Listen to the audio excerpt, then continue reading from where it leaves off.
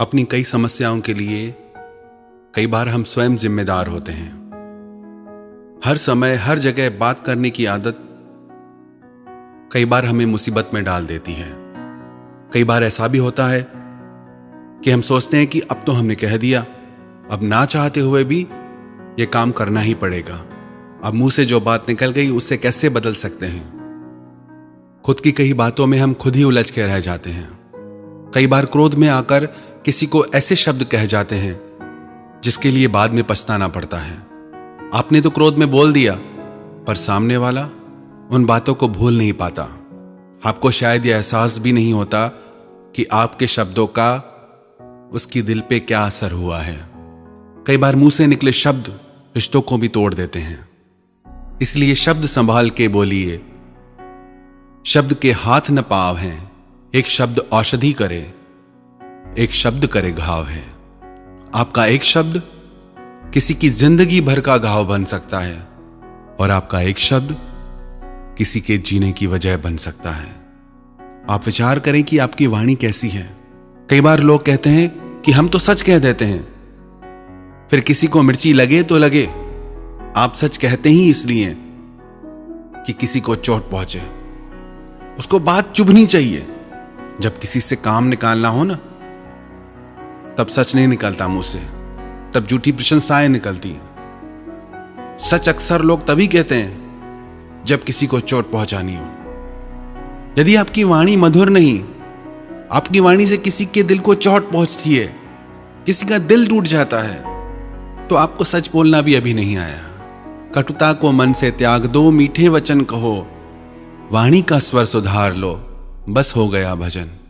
यदि आपकी वाणी में मिठास है तो उस वाणी की मिठास में इतना प्रभाव है कि वो आपकी पूरी जिंदगी में मिठास भर सकती है। If you don't have money in your pocket, must have Honey on your tongue. आपके पास धन हो ना हो, पर यदि आपकी वाणी मधुर होगी तो सब आपका सम्मान करेंगे। आप स्वयं भी उसी व्यक्ति का सम्मान करोगे जो मीठा बोलता है। तीखा और कड़वा बोलने वाले व्यक्ति से सब दूर भागते हैं कि कौन सुनेगा इनको। कड़वे और तीखे शब्द किसी से भी नहीं सुने जाते, आप भी नहीं सुन पाएंगे। तो आपके बोले कड़वे शब्द कोई और कैसे सुन सकता है। खुदा को भी सख्ती पसंद नहीं थी बयान में, इसीलिए तो हड्डी नहीं दी जुबान में। तो क्या बोलना है, कैसे बोलना है, कहां बोलना है, कितना बोलना है, यदि हमें इन सब बातों की समझ हो जाए तो जिंदगी की सारी उलझनों से हम दूर हो जाएं। एक बार राजा भोज अपनी रानी के महल में गए। उनकी रानी अपनी सखियों के साथ बैठ के बातें कर रही थी। तभी राजा वहां आ गए और रानी से कुछ कहने लगे। तो रानी बोली, आओ मूर्ख। यह सुन के राजा को बहुत बुरा लगा कि रानी ने मुझे मूर्ख क्यों कहा। राजा उस समय तो वहां से चला गया और अपनी सभा में आके बैठ गया। वहां जो भी आता राजा उससे कहता, आओ मूर्ख। सबको लगा कि आज राजा को क्या हो गया है, क्यों सबको मूर्ख बोल रहे हैं, पर कोई भी राजा के डर से कुछ कह नहीं पाया। फिर उनकी सभा में कालिदास जी आए, जो भारत में संस्कृत के महान कवि भी माने जाते हैं। राजा ने उन्हें भी कहा कि आओ मूर्ख। तो कालिदास जी ने उनसे कहा, जो खाते हुए चलता है, जो बातें करते करते हंसता है, जो बीती बातों का शौक करता है और जो अपने किए गए काम का अभिमान करता है और जो दो व्यक्तियों के बीच आके बोलता है, इन पांचों को मूर्ख कहा जाता है। और मैंने इन पांचों बातों में से ऐसी कोई क्रिया नहीं की, ऐसी कोई हरकत नहीं की, आप मुझे मूर्ख क्यों कहते हो। तब राजा को समझ में आया कि रानी ने मुझे मूर्ख इसलिए कहा क्योंकि वो अपनी सखियों से बातें कर रही थी और मैं बीच में बोला। तो कहां बोलना है, कब बोलना है, कैसे बोलना है, कितना बोलना है, यदि हमको इस चीज की समझ नहीं होगी तो हमारे बोलने से हमेशा कोई ना कोई उलझन खड़ी हो जाएगी। आप कभी विचार करना, जितना भी आप बोलते हैं, क्या आपको उतनी बातें करने की जरूरत है। कभी ध्यान देना, जितना भी आप सारे दिन में बोलते हैं, यदि आप उसका 90% ना भी बोलें तो भी आपका काम चल जाएगा। जो इंसान बहुत ज्यादा बोलता है, सब उससे दूर भागते हैं कि इसके पास बैठे तो उसकी बातें सुननी पड़ेगी, तो उतना ही बोलें जितना जरूरी हो। उतना बोलें जितना लोग आपको सुनना चाहें। मौन में बड़ी ताकत है। यदि कोई मूर्ख व्यक्ति मौन करके बैठ जाए तो वो भी लोगों को विद्वान सा लगता है। ज्यादा बोलने वाले लोग अक्सर उलझनों में फंस जाते हैं। आप कभी एक प्रयोग करके देखना, कहीं 4 लोग आपस में बातें कर रहे हो, वहां आप खड़े होकर सिर्फ उनकी बातों को सुनना, पर खुद कुछ मत बोलना। थोड़ी देर में आपको लगेगा कि कितनी फालतू बातें कर रहे हैं ये लोग, कोई मतलब नहीं इन बातों का। पर जब आप खुद भी उनके साथ बातों में लग जाते हो, तब आपको पता भी नहीं चलता कि आप स्वयं भी व्यर्थ की बातें कर रहे हो। हमारी जिंदगी के कितने झगड़े दूर हो जाएं अगर हम ये सीख जाएं कि कब चुप रहना है और कब बोलना है। हर जगह चुप रहना भी अच्छा नहीं, हर जगह बोलना भी अच्छा नहीं। हमने देखा है लोगों को कि किसी की कही बातों को कई बार वो जीवन भर नहीं भुला पाते, हृदय में बैठ जाते हैं शब्द। किसी के प्रिय वचनों को लोग हृदय में बिठा लेते हैं, कई बार किसी की कही कड़वी बातों को भी लोग हृदय से निकाल नहीं पाते। आपको आपके जीवन में कौन सा स्थान मिलेगा वो आपके बोलने पे निर्भर करता है कि आप कैसे बोलते हैं।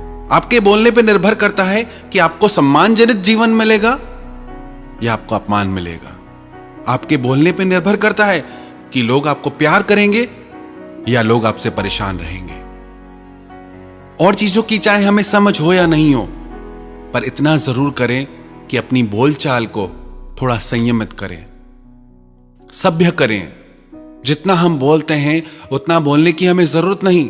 यदि हमारे पास धन है, अगर हम जरूरत से ज्यादा खर्च करेंगे तो हो सकता है एक दिन हमें तकलीफ हो जाए। ऐसे ही वाणी है, जरूरत से ज्यादा इसका उपयोग करने पर हमें परेशानियों का सामना करना पड़ता है। कई बार लोग कहते हैं कि अच्छा हुआ उस परिस्थिति में हम चुप रहे, हम बच गए, क्योंकि हमने कुछ बोला ही नहीं। यदि बोलते तो फंस जाते। हम कई बार बोल के खुद को खुद फंसा लेते हैं, फिर कहते हैं क्या करें। तो अपनी वाणी को संयमित कीजिए और उतना बोलिए जितना जरूरी हो, और वो बोलिए जिससे आपका भला हो, जिससे औरों का भला हो, जिससे सबका भला हो। किसी की दिल टूट जाए ऐसी वाणी मत बोलिए। हां, सच बोलिए, सच बोलना भी चाहिए, पर अपनी सच्चाई में थोड़ी मधुरता भी लाइए। आप अपनी वाणी को ऐसा बनाइए कि हर कोई आपको सुनना चाहे कि थोड़ा और बोलो। ऐसी वाणी मत बनाइए कि लोग कहें कि बस अब चुप करो। आप चाहें तो अपनी वाणी से सब कुछ प्राप्त कर सकते हैं, और आप चाहें तो अपनी वाणी से सब कुछ गंवा सकते हैं। सब आपके हाथ में। आपकी वाणी का प्रभाव आपके रिश्तों में, आपके जीवन में, आपके परिवार पे, सब जगह पड़ता है। एक राजा अपने गुरु के आश्रम में अपने गुरुजी से आशीर्वाद लेने गया कि मेरा इतना जीवन निकल गया, मुझे आशीर्वाद कीजिए कि मुझे संतान प्राप्त हो। मेरा कोई पुत्र नहीं है, मेरा वंश कैसे चलेगा। तो उसके गुरु ने कहा कि तेरे प्रारब्ध में नहीं है, तुझे पुत्र नहीं होगा। राजा रोता रोता बाहर आया तो शिष्य ने पूछा क्या बात है। तो राजा ने बोला मेरा कोई पुत्र नहीं है, मैंने गुरुजी से कहा कि मुझे पुत्र चाहिए। तो गुरुजी बोले तेरे प्रारब्ध में संतान है ही नहीं। वो गुरु समर्थ थे तो शिष्य भी समर्थ था। गुरु के सानिध्य में रह के उसे भी शक्तियां प्राप्त हो गई। वो बोला कोई बात नहीं, गुरुजी आपको संतान नहीं दे रहे, मैं दे सकता हूं। राजा तो जिससे प्रसन्न हो गया बहुत। राजा बोला आप जो कहोगे मैं दूंगा, पर मुझे संतान चाहिए। तो गुरुजी के शिष्य ने उसे कहा कि मैं तुम्हें आशीर्वाद देता हूं, वरदान देता हूं कि तुम्हें पुत्र जरूर होगा। फिर वो शिष्य अहंकार में भर के अपने गुरुजी के पास आया और कहने लगा कि आपने तो राजा को संतान नहीं दी, पर मैंने दे दी। गुरुजी बोले बेटा तू समझा ही नहीं, उसके भाग्य में संतान है ही नहीं। अब तूने आशीर्वाद दिया है, वरदान दिया है, तो तुझे ही इसका पुत्र बनना पड़ेगा, क्योंकि उसके भाग्य में तो है ही नहीं। और तेरा वचन असत्य नहीं हो सकता, क्योंकि तूने मुझसे शिक्षा ली है, तो तेरा जल्दी ही यह शरीर छूटेगा और तू उसका बेटा बनेगा। जब शिष्य ने यह बात सुनी तो रोने लगा कि ये मैंने क्या कर दिया। फिर गुरुजी के चरणों में गिर के माफी मांगने लगा कि अब क्या उपाय है। गुरुजी बोले अब तूने बोल दिया है तो ये होके ही रहेगा, पर जब तक तू कुछ बोलेगा नहीं तब तक तू जीवित रहेगा। जैसे ही तू कुछ बोलेगा तू वापस उस देह से मुक्त हो जाएगा, तेरे को मोक्ष मिलेगा। और कुछ दिन में ऐसा ही हुआ, शिष्य का शरीर छूटा और राजा को पुत्र की प्राप्ति हुई। राजा बहुत प्रसन्न था, पुत्र धीरे धीरे बड़ा होने लगा, युवा होने लगा, पर वो कुछ बोलता ही नहीं था, चुप चुप रहता था। राजा को बड़ी चिंता हुई।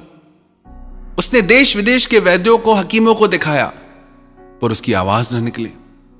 राजा ने बोला, जो भी मेरे पुत्र को बुलवा देगा, उसकी वाणी को जागृत कर देगा, उसको मैं अपना आधा राज्य दे दूंगा। धीरे धीरे पुत्र युवा हो गया। एक दिन ये राजकुमार अपने अंगरक्षकों के साथ वन में गया।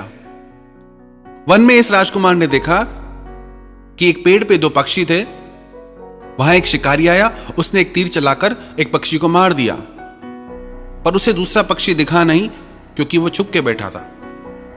पर थोड़ी देर में उस पक्षी ने आवाज की।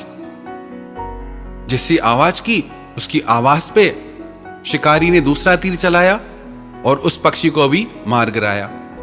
यह देख के वो राजकुमार चिल्लाने लगा, बोलने लगा कि बोला तो मरा, बोला तो मरा। कई बार उसने ऐसा बोला। सब अंगरक्षक ये देख के चकित रह गए। वो राजा के पास दौड़ के आए कि राजकुमार बोला। तो राजा ने अपने बेटे से कहा कि बोल के दिखाओ, पर अब राजकुमार कुछ बोले ही नहीं।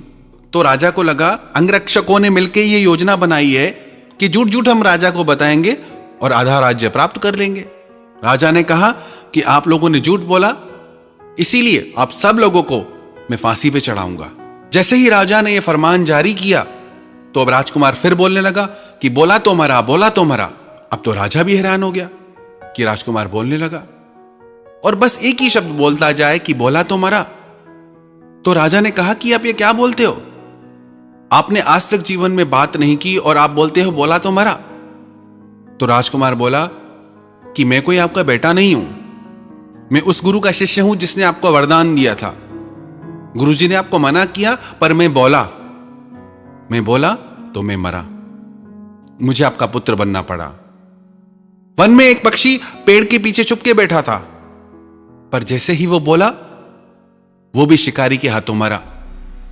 इधर ये अंगरक्षक बिल्कुल सुरक्षित थे, पर जैसे इन्होंने बोला मेरे बारे में, तो इनको भी फांसी लगने लगी।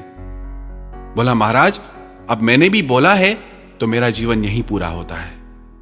कई बार हम अपने बोलने की वजह से ऐसी ऐसी बातों में फंस जाते हैं जिनसे हमारा दूर दूर तक कोई लेना देना नहीं होता।